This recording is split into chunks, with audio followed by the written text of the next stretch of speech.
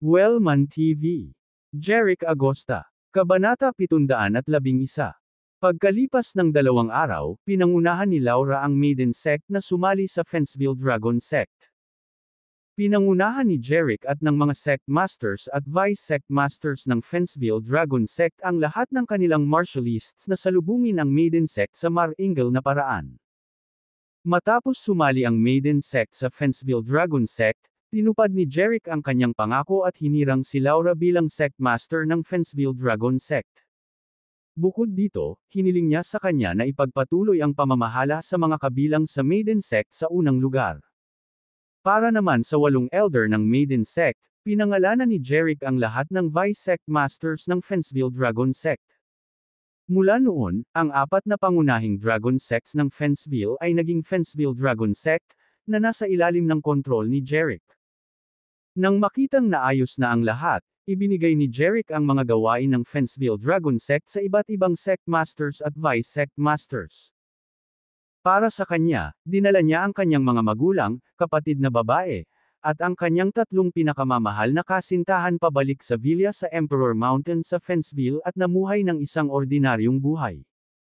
Ipinatala rin ni Jeric ang kanyang kapatid na babae, si Everly, sa pinakamahusay na mataas na paaralan sa Fenceville. Iniwan din niya ang kanyang mga magulang sa Fenceville upang gugulin ang natitirang bahagi ng kanilang buhay. Iniwan ni Jeric ang kanyang pamilya sa Fenceville dahil ito ang kabisera ng Eldoria, pati na rin ang isang internasyonal na kabisera. Ito ay isang bagay na hindi maihahambing ni Oakhaven. Bukod dito, binalak din ni Jeric na tumuon sa pagbuo ng kanyang kapangyarihan sa Fenceville sa hinaharap. Sa Fenceville bilang sentro, polalawakan niya ang kanyang kapangyarihan at negosyo sa lahat ng direksyon sa buong Eldoria. At maging sa buong mundo. Nais ni Jeric na gumawa ng pangalan para sa kanyang sarili sa mundong ito. At saka, confident siya sa sarili niya. Hindi na siya mahirap na mag-aaral sa kolehiyo. Mula nang makontrol niya ang 4 na pangunahing sekta sa Fenceville at ang business empire ng 4 na super rich na pamilya, masasabing mas marami na siyang pera kaysa sa Diyos ngayon. Masasabing mayroon siyang sapat na pera upang maisakatuparan kahit ang kanyang pinakamabangis na mga pangarap.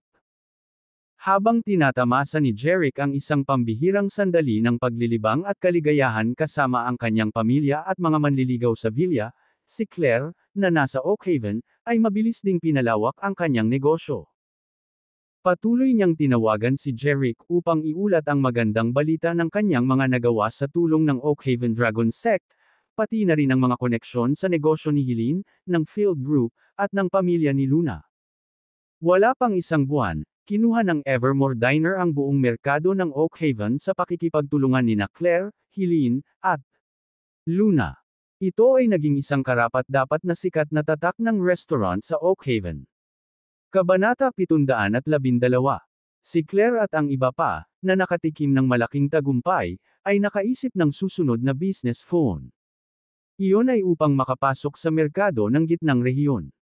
Habang nagsusumikap silang 3 na makapasok sa merkado ng gitnang rehiyon para sa Evermore Diner, tinawag ni Jeric ang Vice Sect Masters ng Central Dragon Sect. Hiniling niya sa Central Dragon Sect na gamitin ang lahat ng kanilang mga mapagkukunan at lakas upang matulungan si Claire at ang iba pa na kunin ang merkado ng pagkain at inumin ng gitnang rehiyon sa lalong madaling panahon. Habang sinasakop ni Claire, Helene, at Luna ang pamilihan sa gitnang rehiyon, tinatangkilik pa rin ni Jeric ang kanyang paglilibang na buhay, na bihira niyang mabuhay. Ito ay isang maaraw na araw. Sa isang malaking parisukat sa loob ng mga palasyo at pavilion ng Fenceville Dragon Sect, libu-libong mga apprentice ang nagsasanay ng martial arts. Nagpakawala sila ng malalakas na sigaw habang nagsasanay sila ng martial arts, tunog masigla at malakas. Nang ang lahat ay lubusang nakalubog sa kanilang pagsasanay, ang tunog ng kung anong humahampas sa kalangitan. Ang lahat ng mga apprentice sa plaza ay hindi maiwasang tumigil. Kung tutuusin, imposible para sa kanila na patuloy na mag-concentrate sa pagsasanay ng martial arts, dahil masyadong matalas at malakas ang tunog ng paghampas. Napakaingay dahil may mabilis na lumilipad papunta sa kanila. Swoosh! Sa parisukat, mahigit 100 figure ang dumapo sa isang stand na ginagamit para sa pagtingin. Ang nangunguna ay isang matandang may puting balbas at puting buhok. Bagamat kulubot na ang kanyang balat, kumikinang ang kanyang mga mata na parang buwan sa kalangitan sa gabi. Ang matanda ay nakasuot ng pilak na damit na may berda na gintong mga mylecoton, mga bulaklak ng mylecoton, at mga sanga ng mylecoton. Siya ay tulad ng isang mabigat na presensya. Tungkol naman sa natitirang 2 o higit pang mga tao, 4 sa kanila ay nakasuot ng berdeng damit na may mga silver peach, peach blossoms, at peach branches. Ang 8 pa sa kanila ay nakasuot ng itim na damit, na may puting peach, peach blossoms, at peach sanga sa kanilang mga damit. Lahat sila ay parang nasa 80 o 70. Gayunpaman, wala sa mga matandang lalaki na nakasuot ng berde at nakasuot ng itim na may nakakatakot na presensya gaya ng lalaking nakasuot ng pilak. Biglang lumipad ang mahigit 100 kakaiba at mahiwagang matatandang lalaki at lumitaw sa gitna ng Fenceville Dragon. Ang sekta. Ang mga apprentice ng Fenceville Dragon Sect sa Square ay mukhang parehong nagulat. Wala ni isa sa kanila ang nakakaalam kung sino ang mga taong ito. Anong ginagawa nila dito? Kabanata 713. Bilang ang Gersahod, isa sa mga uppers fees ay mabilis na nagsilbi sa kanyang mga pandama at hindi tinahi ang pilak na dam at ang mga panlabas sa wing stand. Sino ka ba, bakit si Dad Pausberg sa Fensilk Dagon Sext Welshire Peason? Gayunpaman, hindi sinagot ng matandang nakasuot ng pilak ang mga tanong ng ilan sa mga apprentice ng Fenceville Dragon Sect. Sa halip, tumingin siya sa apprentice ng Fenceville Dragon Sect na masamang magsalita at nagtanong. Ito ba ang Fenceville Dragon? Sinabi ni Sek. Isang nangungunang apprentice ng Fenceville Dragon Sect na buhangin sa matandang nakasuot ng pilak. Oo, ito ang Fenceville Dragon Sect. Sinong hinahanap mo? Isang ngiti ang lumitaw sa mukha ng matanda na nakasuot ng pilak. Dahil ito ang Fenceville Dragon Sect, nasa tamang lugar tayo. Nalitaw nito ang lahat ng mga apprentice ng Fenceville Dragon Sect sa Square.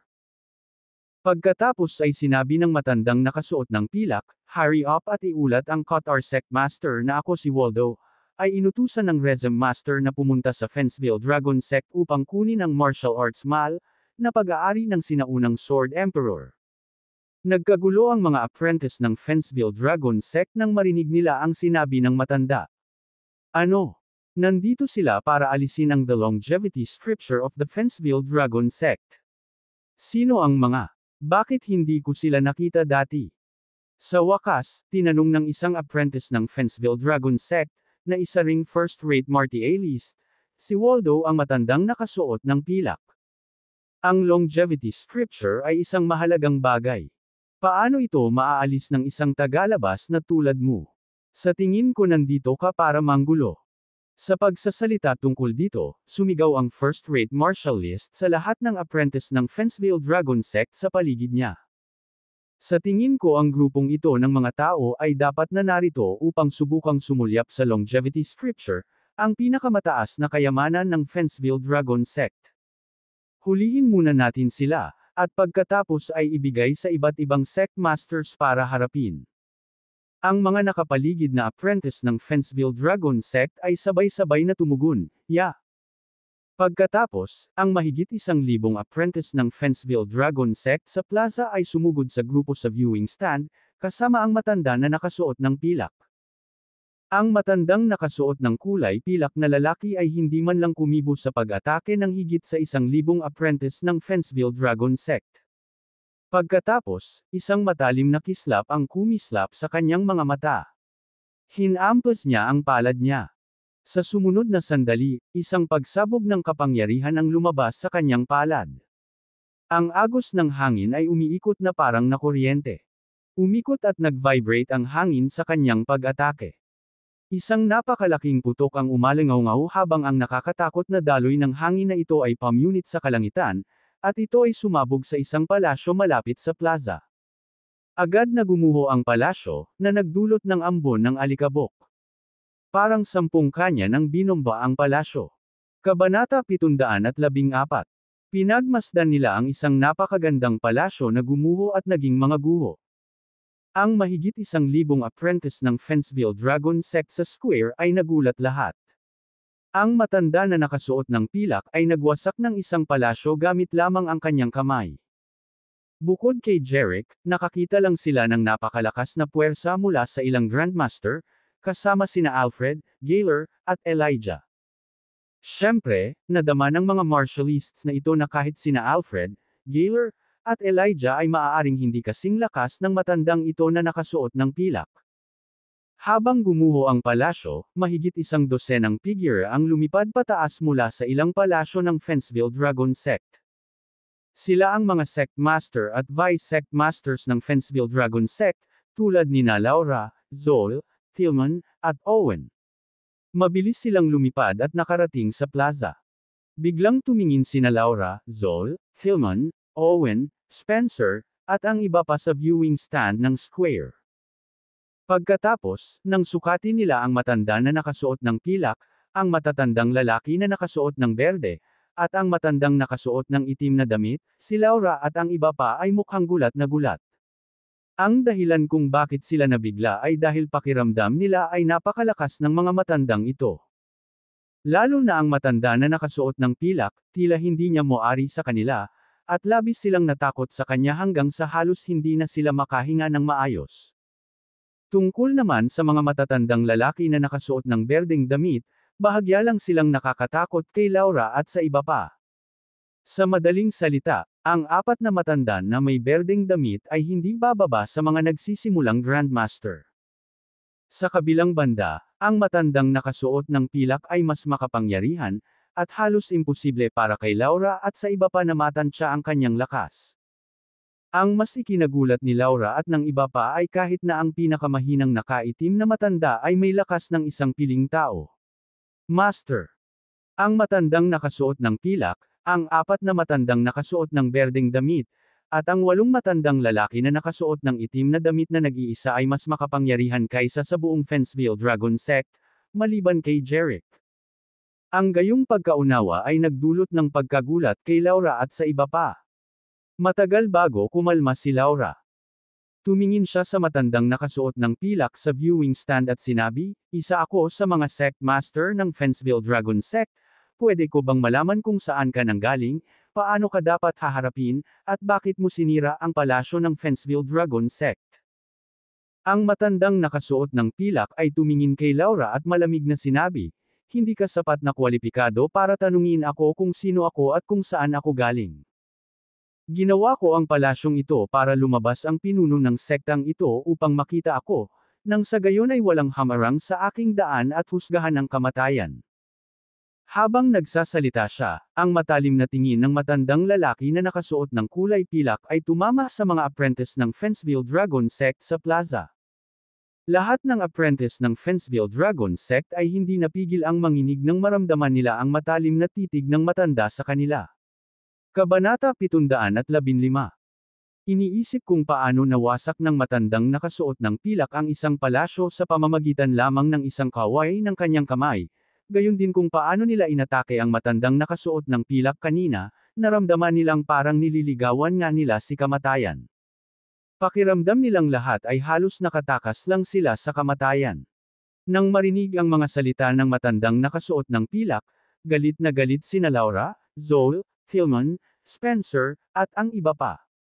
Napakabastos at hindi makatwiran ang matandang ito na nakapilak na nakasuot ng damit. Siya ay tunog ng mataas at malakas. Hindi niya iginalang ang mga ito. Pinipigilan ang galit sa kanya. Tumingin si Laura sa matanda na nakasuot ng pilak, at sinabi, "Sir, bakit ka pumunta sa Fenceville Dragon Sect?" Sinabi ng matandang nakasuot ng pilak, "Isa lang ang pinunta namin dito, at iyon ay ang kunin ang pangalawang tomo ng The Longevity Scripture." Hindi napigilan ni Zoel na sabihin ang galit, ang pangalawang volume ng The Longevity Scripture ay ang pinakamahalagang kayamanan ng Fenceville Dragon Sect. Bumantong hininga ang matandang nakasuot ng pilak at nagsabi, "Ang Longevity Scripture ay ipinasa mula sa sinaunang Sword Emperor hanggang sa 4 na dakilang apprentice at pinamahalaan nila sa mga henerasyon.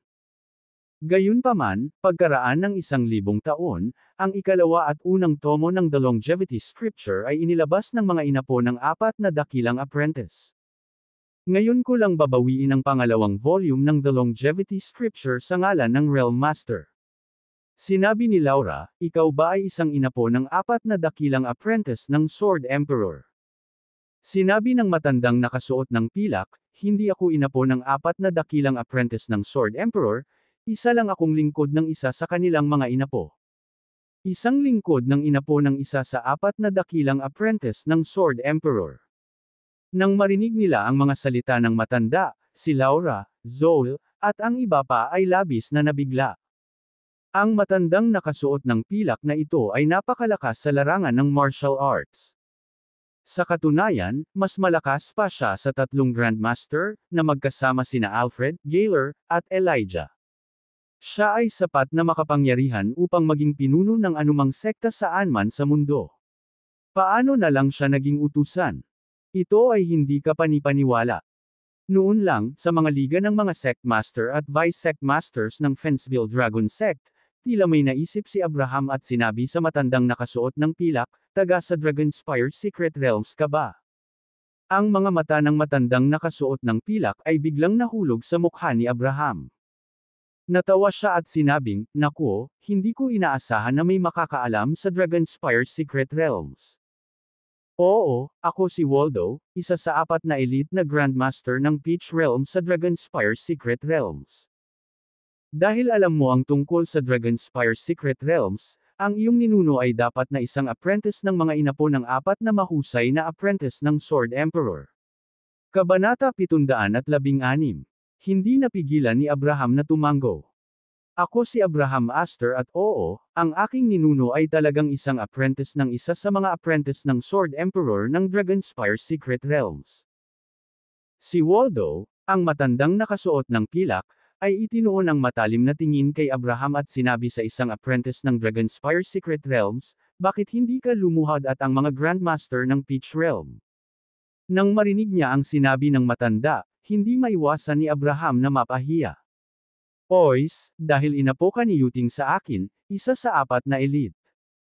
Pagkatapos ng lahat, ang ninuno ng pamilya Astor ay talagang isang apprentice ng Dragonspire Secret Realms. Totoo na bilang isang piling Grandmaster ng Peach Realm, isa sa Dragonspire Secret Realms, si Waldo ay talagang mas matanda kaysa kay Abraham. Narinig ni Abraham mula sa kanyang ama na ang mga apprentice ng 4 Great Apprentice ng Sword Emperor ng Dragonspire Secret Realms ay nahahati sa 4 na pangunahing Secret Realms. Ang bawat Secret Realm ay may sariling Realm Master. Sa ibaba ng Realm Master ay ang mga anak na lalaki at babae ng Realm Master, at sa ibaba nito ay ang mga elite na Grandmaster. Sa Dragonspire Secret Realms, isang elite na Grandmaster ang pumangatlo sa mga tuntunin ng status, na napakatanda na. Ang sinumang apprentice mula sa Dragonspire Secret Realms ay kailangang lumuhad para batiin ang isang elite na Grandmaster ng Secret Realm. Ang ninuno ni Abraham ay isang apprentice sa Dragonspire Secret Realms, kaya itinuturing din siyang apprentice sa Dragonspire Secret Realms. Kaya naman hiniling ni Waldo kay Abraham na lumuhad at magbigay galang sa kanya.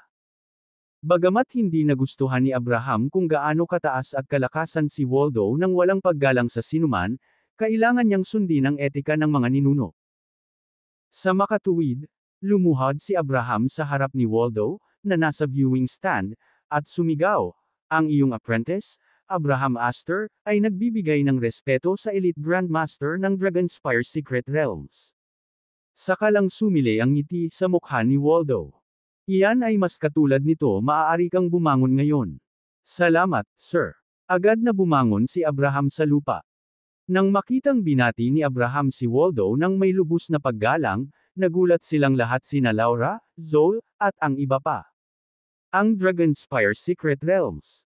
Sa kabila ng pagiging sect masters at elders ng 4 na major sects ng Fenceville, sila ay may kaalaman at maraming alam tungkol sa martial arts world ng Eldoria. Ito ang unang pagkakataon para sa kanila na marinig ang tungkol sa Dragonspire Secret Realms. Sa makatuwid, sa kanilang opinyon, ang Dragonspire Secret Realms ay talagang isang misteryosong organisasyon. Kung hindi, narinig na nila ito noon pa. Ang mas ikinagulat nila ay alam ni Abraham ang tungkol sa Dragonspire Secret Realms. Not to mention na kailangan niyang lumuhad noon at magbigay galang kay Waldo na parang amo niya. Ano ang nangyayari? Sa sandaling iyon, ang maningning na mga mata ni Waldo ay bumagsak kay Abraham habang sinabi niya, Abraham, ibinigay mo ba sa Fenceville Dragon Sect ang pangalawang volume ng The Longevity Scripture? Kabanata 717. Hindi mapigilan ni Abraham na matigilan. Hindi niya inaasahan na itatanong ito ni Waldo sa kanya.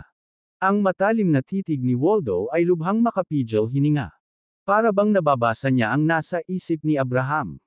Tila hindi kayang suwayan ni Abraham si Waldo. Pakiramdam niya ay parang kinokontrol siya. Kaya nasagot na lang niya ng tapat ang tanong ni Waldo, Yes, sir. Bahagyang lamambat ang ekspresyon ng mukha ni Waldo. Tumango siya at sinabing, Okay, good. Kung gayon dapat mong malaman na ang tatlong volume ng The Longevity Scripture ay pinamamahalaan lahat ng mga inapo ng apat na dakilang apprentice ng Sword Emperor. Ngayong gusto ng Dragonspire Secret Realms na bawiin ang The Longevity Scripture, dapat mo na itong ibigay, hindi ba? Sa pagsalubong sa mapang epong tingin ni Waldo, nahirapang tumanggi si Abraham. Titango na sana siya. Ngunit pagkatapos, naisip niya si Jeric. Naibigay na niya ang pangalawang volume ng The Longevity Scripture kay Jeric at sa Fenceville Dragon Sect. Iniligtas ni Jeric ang kanyang buhay. Sa opinyon ni Abraham, si Jeric lamang ang magaling at sapat na kwalipikado upang magkaroon ng ikalawang tomo ng The Longevity Scripture. Sa kaisipang ito, tila nagkaroon ng lakas ng loob si Abraham na tanggihan si Waldo. Sinabi niya kay Waldo, hindi, ang pangalawang volume ng The Longevity Scripture ay ibinigay sa pamilya Astor ng isang inapo ng isa sa apat na dakilang apprentice ng Sword Emperor ng Dragonspire Secret Realms. Hiniling ng inapo sa pamilya Astor na bantayan ang kasulatan sa mga henerasyon, ngunit hindi niya sinabi na ang Dragonspire Secret Realms ay kailangang bawiin ang kasulatan balang araw. Bumalatay ang galit sa mga mata ni Waldo. Tama iyon. Bagamat si Waldo ay inutusan ng Master ng Peach Secret Realm na pumunta sa Fenceville Dragon Sect upang kunin ang The Longevity Scripture, totoo na ang mga ninuno ng Dragonspire Secret Realms ay hindi kailanman nagsabi ng anumang bagay tungkol sa pagbawi sa nawalang pangalawang volume ng The Longevity Scripture.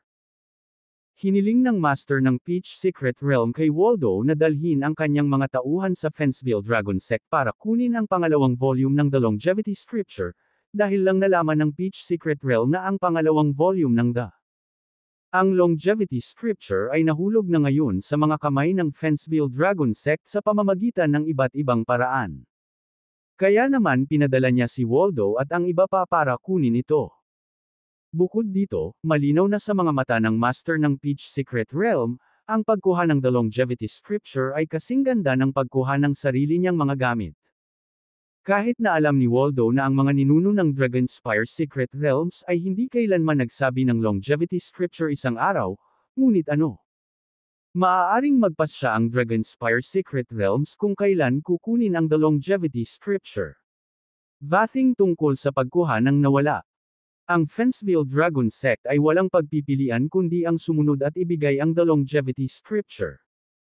Higit pa rito, kung tungkol kay Waldo, ang lakas ng Fenceville Dragon Sect ay walang kapantay para sa kanya at sa kanyang mga tauhan.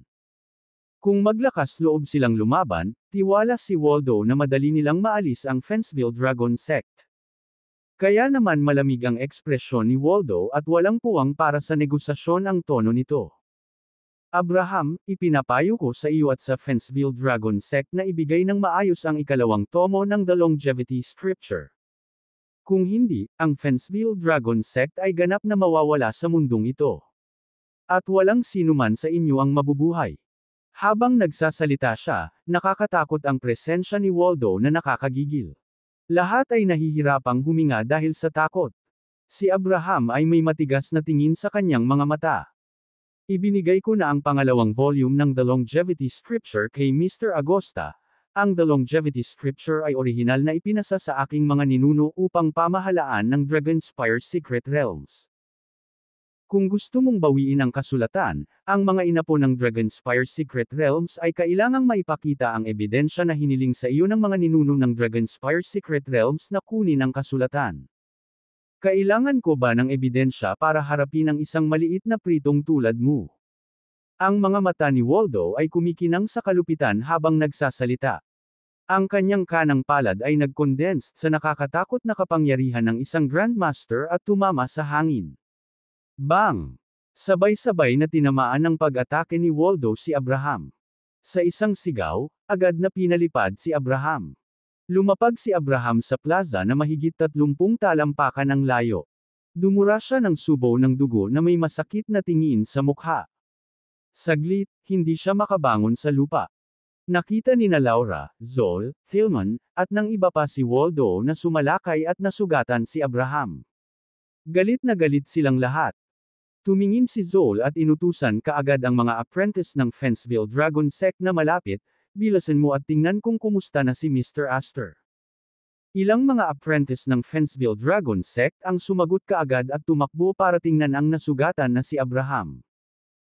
Pagkatapos, tumingin si Zol kay Laura, Tillman, at sa iba pa at sinabing, dahil nandito sila para sa gulo, kailangan nating lumaban kung hindi, kahit sino ay maglalakas loob na magdulot ng kaguluhan sa Fenceville Dragon Sect.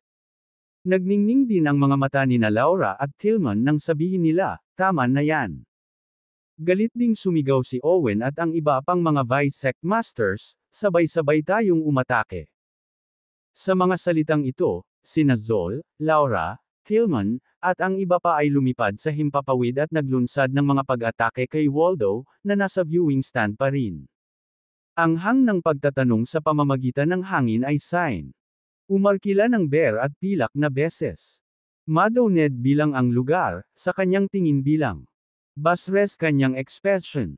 Kaya natin at ang pag-atake ng 20 o 30 midwet masters ng Fenil Kragenses sa lahat.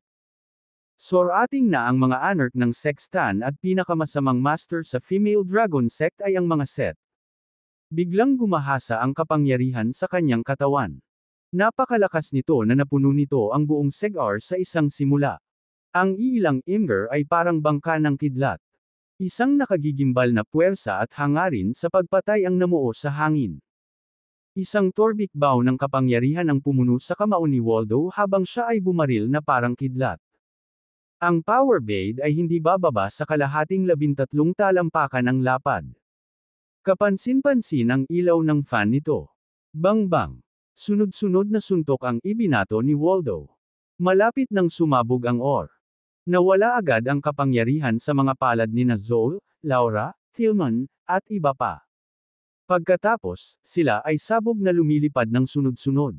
Wala silang panahon para ipagtanggol o umiwas man lang.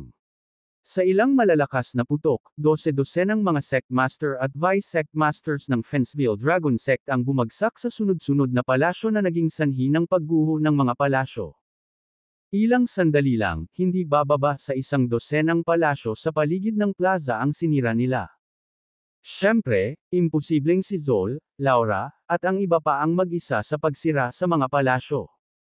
Ang dahilan kung bakit gumuho ang mga palasyo ay karamihan ay dahil sa nakakatakot na kapangyarihan na nagmula sa mga pag-atake ni Waldo. Matapos gumuho ang mga palasyo, napukaw ang alikabok at halos napuno ang buong Fenceville Dragon Sect. Sa testamento sa gilid ng burol ng Emperor Mountain sa Fenceville, sina Gamor, Yolanda, Christine, at Daphne ay nakahiga sa mga lounge chair sa ilalim ng payong sa looban ng villa, komportableng nakababad sa araw ng umaga at umiinom ng masarap na juice. Humigop ng juice si Daphne at iminungkahi kay Jeric, sa villa na lang tayo nag-stay, bakit hindi tayo maglalakbay? Nang marinig ang proposal ni Daphne, nag-echo din sina Yolanda at Christine, oo, araw-araw kaming nagstay sa villa. Sobrang boring. Jeric, bakit hindi tayo mag-trip? Kabanata 718. Tumango si Jeric. Okay, maghanap tayo ng oras at lugar, lalabas tayo at maglalakbay ng ilang araw. Saan tayo dapat pumunta? Hindi maiwasang magtaka ni Yolanda. Iminungkahi ni Christine, bakit hindi tayo pumunta sa Sonsbury at tingnan? Curious na tanong ni Daphne, Christine, bakit gusto mong pumunta sa Salisbury? Sabi ni Christine, nakapunta na ako sa ilang lungsod sa Timog, Hilaga, at ilang iba pang lugar. Ngunit hindi pa ako nakakapunta sa karamihan ng mga lugar sa Salisbury. Bilang anak ng isang mayaman at makapangyarihang pamilya sa Oakhaven, marami na talagang napuntahan si Christine. Pareho sina Yolanda at Daphne. Marami na silang napuntahan noon. Pinag-isipan nila itong mabuti. Tila na sila talaga ang huling oras sa Salisbury. Kaya hindi nagtagal ay nagpasya silang pumunta sa Salisbury sa susunod. Tumango si Jeric sa kanila. Okay, pamamasyal tayo sa Salisbury sa mga darating na araw. Ang tatlong babae ay nasa mabuting kalooban nang maisip nila ang kanilang paglalakbay sa Salisbury kasama si Jeric. Maya-maya lang ay nagring ang phone ni Jeric. Nang makita ni Jeric ang caller ID, hindi niya maiwasang bahagyang sumimangot. Galing ito kay Zol, may nangyari ba sa Fenceville Dragon Sect? Pagkatapos, nagsikip ang kanyang mga mag-aaral, at nakita niya ang nakakagulat na eksena sa Fenceville Dragon Sect. Pinaikit ni Jeric ang kanyang mga mata at bumalik sa normal ang kanyang paningin. Isang matalim na kislap ang sumilay sa kanyang mga mata. Hindi niya inaasahan na may mangyayari sa Fenceville Dragon Sect wala pang 2 linggo pagkatapos niyang umalis sa ang sekta. Nang makitang medyo kakaiba si Jeric, tumingin sa kanya si Daphne at ang iba pa. Nagtaka sila kung ano ang mali. Hindi napigilan ni Yolanda na tanungin si Jeric, Jeric, bakit hindi mo sinasagot ang iyong telepono? Si Jeric ay bumalik sa kanyang katinoan, bumalik sa kanyang normal na estado, at tumango kay Yolanda. Pagkatapos, sinagot niya ang telepono. Hello, Zol. Mr. Agosta. May nangyari dito sa Fenceville Dragon Sect. Ang mahina at masakit na boses ni Zol ay nanggaling sa kabilang linya. Kalmadong tanong ni Jeric, Zol, anong problema? Si Waldo, isang elite na Grandmaster na nagsasabing siya ay mula sa Peach Realm ng Dragonspire Secret Realms, ay pumunta sa Fenceville Dragon Sect upang bawiin ang pangalawang volume ng The Longevity Scripture na pag-aari nila sa utos ng kanyang master. Ipinaliwanag ni Zol ang nangyari sa telepono. Sumagot si Jeric, okay, I got it, kumusta kayo? Wala tayong laban sa kanila. Nahuli na nila tayo. Mr. Agosta, hindi kami natatakot sa kamatayan, at ayaw naming ibigay ang pangalawang volume ng The Longevity Scripture, ngunit sinabi nila na tatanggalin nila ang Fenceville Dragon Sect, kaya tinawagan kita. Kalmado ang tono ni Zol, ngunit nag-aatubili din sa telepono. Nag-aatubili siyang makita ang Fenceville Dragon Sect na nawasak ng kaaway. Tumango si Jeric. Okay, I see. Tanungin ang kanilang pinuno na sagutin ang telepono. Yes, Mr. Agosta, sagot ni Zol. Ang 20 hanggang 30 ng mga Sect Master at Vice Sect Masters ng Fenceville Dragon Sect tulad ni Zol, Laura, Tillman, at Owen ay lahat ay nakahiga sa viewing stand ng Fenceville Dragon Sect. Matapos silang mapalipad ni Waldo at ibagsak ang mahigit 100 palasyo, isa-isa silang kinaladkad palabas ng mga gumuhong palasyo. Mangangailangan ng maraming oras at pagsisikap para sa isang ordinaryong tao upang maghanap ng isang tao sa mga gumuhong palasyo. Ngunit ito ay isang piraso ng cake para sa isang piling Grandmaster tulad ni Waldo. Nagpadala siya ng isang bagyo na hamihip sa mga gumuhong palasyo sa pamamagitan lamang ng isang hampas ng kanyang palad patungo sa gumuhong palasyo, na tinatangay ang mga labi. Dahil dito, agad na natagpuan sina Zol, Laura, at ang iba pa na durog sa ilalim ng mga labi. Pagkatapos, isa-isa silang hinawakan ni Waldo at inihagis sa viewing stand. Dahil doon, naging mga bihag ni Waldo ang malubhang na sugatan na sina Zol, Laura, at iba pa. Si Zol na nakahiga sa lupa ay napatingin kay Waldo na nakatingin sa kanya na may maangas na ekspresyon sa mukha. Itinaas niya ang telepono sa kanyang kamay at sinabing, gusto kang makausap ng master ng Fenceville Dragon Sect. Tama iyon. Tinawag lamang ni Zol si Jeric matapos mabihag at sabantan ni Waldo. Nalaman lang ni Waldo na ang maraming Sect Masters at Vice Sect Masters ng Fenceville Dragon Sect ay hindi ang tunay na master ng Fenceville Dragon Sect. Ang tunay na master ay wala sa Fenceville Dragon Sect ngayon. Na-curious din si Waldo sa gustong sabihin sa kanya ni Jeric. Kaya naman kinuha niya ang phone sa kamay ni Zoe. Matapos kunin ang telepono, sinabi ni Waldo, "Hello, Mr. Agosta. Kumusta, Grandmaster mula sa Secret Realm?" Tulad ng sinabi sa iyo ni Zoe, Mr. Agosta, gusto lang ng Dragonspire Secret Realms ang pangalawang volume ng Longevity Scripture. Walang problema. Hilingan mo ang iyong mga tauhan na ibigay ang ikalawang volume ng The Longevity Scripture kung gayon, o sabihin sa akin kung saan ito ay ako mismo ang kukuha nito. Habang sinasabi ito ni Waldo, sinulyapan niya si Zoe na nasa lupa pa rin. Maaari kong ibigay sa iyo ang pangalawang volume ng The Longevity Scripture, ngunit hindi mo maaaring saktan ang aking mga tauhan. Bueno, kung sasabihin mo sa akin kung nasaan na ang ikalawang tomo ng The Longevity Scripture, hindi ko papatayin ang iyong mga tauhan. Ang Longevity Scripture ay nakatago sa isang napakalihim na lugar, bakit hindi ko ito kunin para sa iyo pagkatapos kong makabalik sa Fenceville Dragon Sect? Humalaklak si Waldo.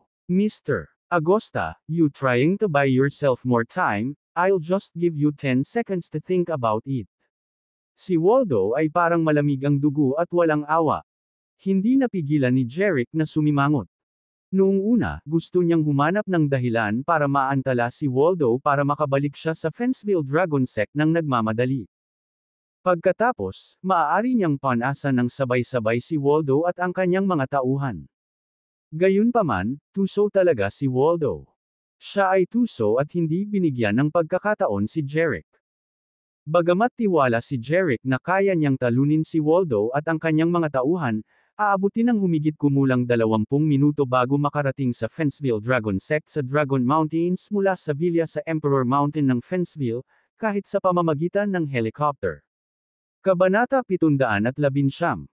Gayunpaman, kung gusto ni Waldo at ng kanyang mga tauhan na patayin si Zoe at ang iba pa, aabutin sila ng wala pang 1 minuto. Sa makatuwid, masasabi lamang ni Jeric kay Waldo kung saan nakatago ang The Longevity Scripture sa telepono. Hindi kinuha ni Jeric ang pangalawang volume ng The Longevity Scripture para sa kanyang sarili, ngunit bilang ang pinakamahalagang kayamanan ng Fenceville Dragon Sect. Gayunpaman, ang pangalawang volume ng The Longevity Scripture ay isang martial arts manual kung tutuusin. Bukod dito, mayroon lamang isang kopya. Kung gusto ng 20 o 30 Sect Masters at Vice Sect Masters tulad nina Zoe, Tillman, at Owen na pag-aralan ang pangalawang volume ng The Longevity Scripture, kailangan nilang magpalitan sa pag-aaral nito. Kung ang bawat isa sa kanila ay maaaring mag-aral ng The Longevity Scripture para sa isang araw, aabutin ng 1 buwan para sa lahat ng Sect Masters at Vice Sect Masters upang pag-aralan ang kasulatan ng 1 beses. Ito ay malinaw na hindi praktikal at makatwiran para sa mga Sect Masters at Vice Sect Masters na gustong mag-aral ng banal na kasulatan araw-araw. Kaya naman, hiniling ni Jeric sa bawat Sect Master at Vice Sect Master na gumawa mismo ng kopya ng ikalawang tomo ng The Longevity Scripture, upang mapag-aralan nila ito ng mas maginhawa. Siyempre, iyon ay mga nakasulat na kopya ng ikalawang tomo ng The Longevity Scripture. Mahigpit ding ipinag-utos ng mga Sect Master na itago ang mga kopya sa kanilang sarili. Ang mga kopya ay kailangang ibalik sa mga pinuno ng sekta para sa pag-iingat pagkatapos gamitin. Si Jeric ang namamahala sa pag-iingat ng orihinal na kopya ng ikalawang tomo ng The Longevity Scripture, na nakatago sa isang lihim na lugar sa Fenceville Dragon Sect. Sana ay nagsasabi ka ng totoo kung nagsisinungaling ka sa akin, natatakot akong bumalik ka sa Fenceville Dragon Sect para lang magsagawa ng libing para sa lahat sa iyong sect. Dahil doon, walang pakundangan na ibinaba ni Waldo ang telepono. Sa Fenceville Dragon Sect, 10,000 mga master ng baguhan ang nagtipon sa plaza. Bakas sa kanilang mga mukha ang pagkabalisa habang nakatingin sila sa viewing stand. Sina Laura, Zoe, Tillman, at ang iba pang Sect Masters at Vice Sect Masters ng Fenceville Dragon Sect ay pawang nasugatan at nakahiga sa viewing stand, hindi makagalaw. Sa kinatatayuan, ang 2 matanda na nakasuot ng berdeng damit ay naupo na sa mga upuang hiniling nila na nakahanda na ang kanilang mga sandata. May pagkain sa buong mesa. Dalawang matanda na may berdeng damit ang umiinom at masayang kumakain. Nag-e-enjoy sila na parang nasa bahay lang. Bilang karagdagan sa dalawang elder na nakasuot ng berdeng damit, may 8 elder na nakasuot ng itim na nakasuot ng magkasunod na nakatayo sa stand. Tama iyon. Matapos kunin ang pangalawang volume ng The Longevity Scripture, si Waldo ang nakapilak na nakadamit na elder ay umalis na sa Fenceville Dragon Sect kasama ang dalawang berdeng nakasuot na elder at bumalik sa Dragonspire Mountains ng Sonsbury. Gayunpaman, bago umalis, iniwan ni Waldo ang dalawang elder na may berdeng damit at 8 elder na nakasuot ng itim sa Fenceville Dragon Sect. Ang dalawang elder na may berdeng damit ay sina Jerry at Jamie Paltrow. Ang magkapatid ay parehong Grandmaster Martialist sa Peach Secret Realm ng Dragonspire Secret Realms. Sila ay mga Intermediate Grandmaster Martialists.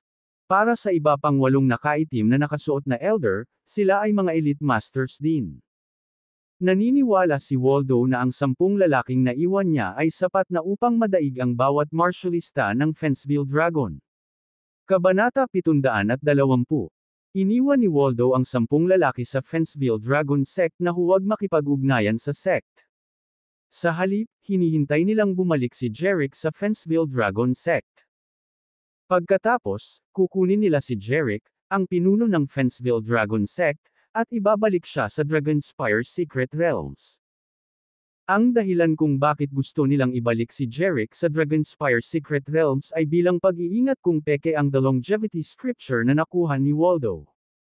Pagkatapos ay maaari nilang pahirapan si Jerick upang mahanap ang orihinal na kopya ng The Longevity Scripture. Si Jerry at Jamie ay malayang umiinom at kumakain sa stand. Sa plaza, ang 10,000 apprentice masters ng Fenceville Dragon Sect ay nagbubulungan sa kanilang mga sarili. Pupunta ba si Mr. Agosta upang iligtas ang mga Sect Master at Vice Sect Masters? Saan nanggaling ang mga Martialists na ito mula sa Dragonspire Secret Realms? Bakit napakalakas nila? Matatalo ba sila ni Mr. Agosta? Maaari bang makaligtas ang Fenceville Dragon Sect sa kalamidad na ito?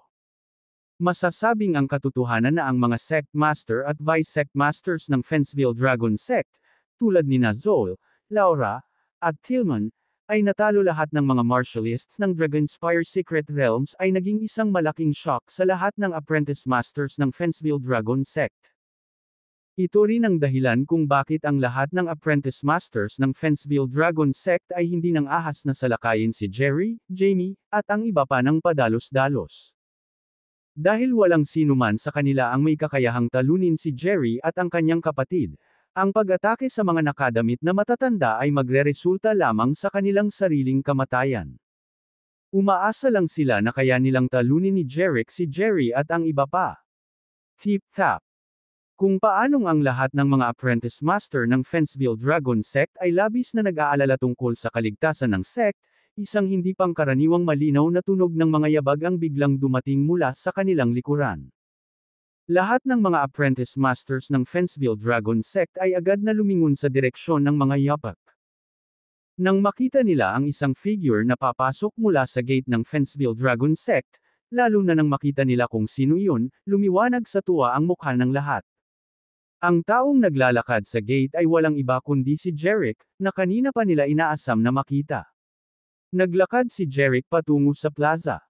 Ang mga apprentice master ng Fenceville Dragon Sect sa plaza ay magalang na sumaludo sa kanya, "Greetings, Mr. Agosta."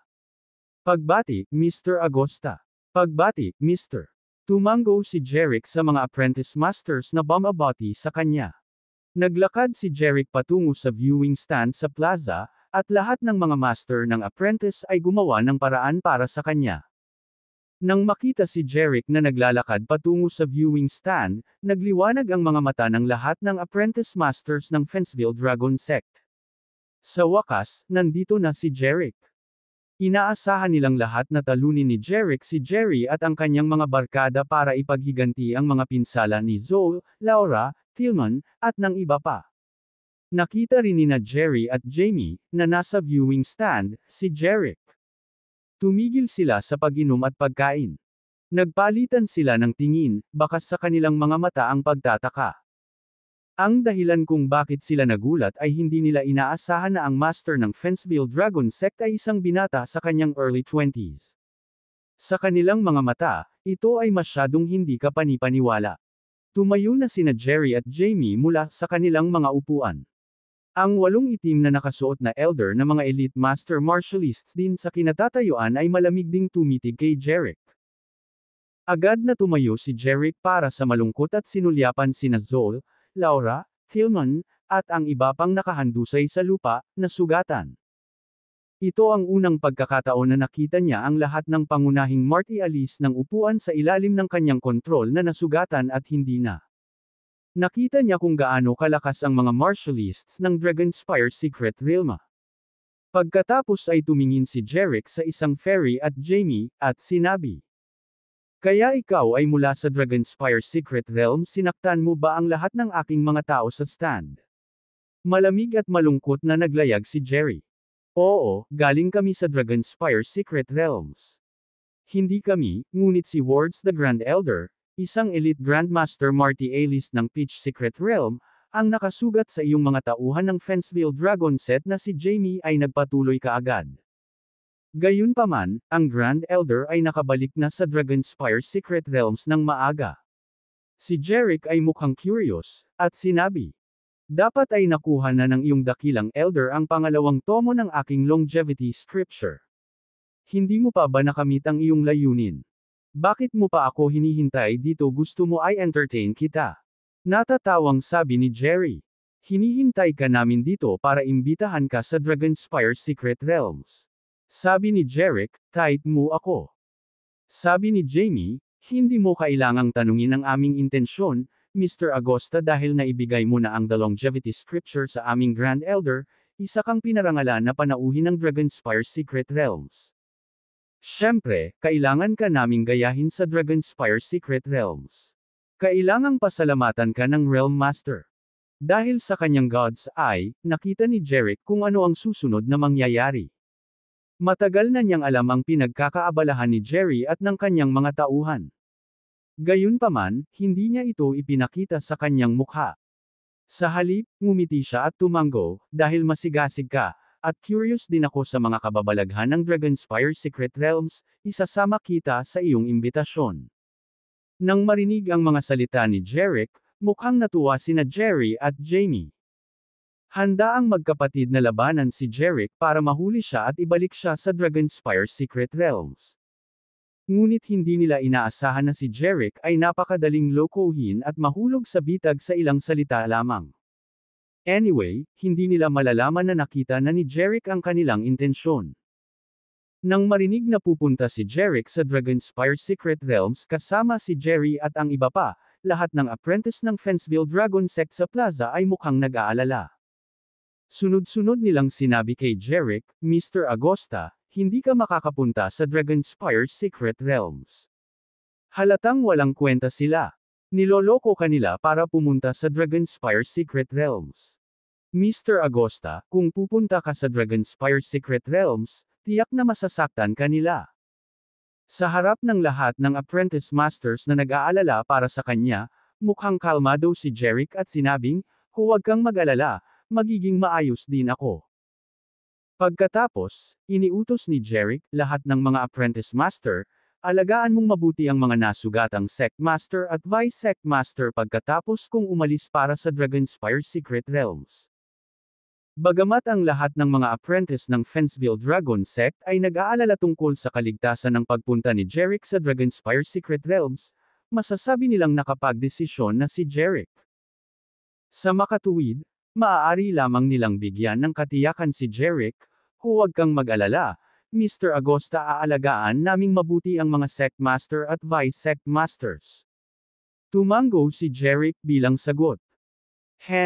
Tumingin si Jerick kay Jerry at sa kanyang mga tauhan, na nasa stand, at sinabing, "Mga Ginoo, maaari na tayong umalis sa Dragonspire Secret Realms."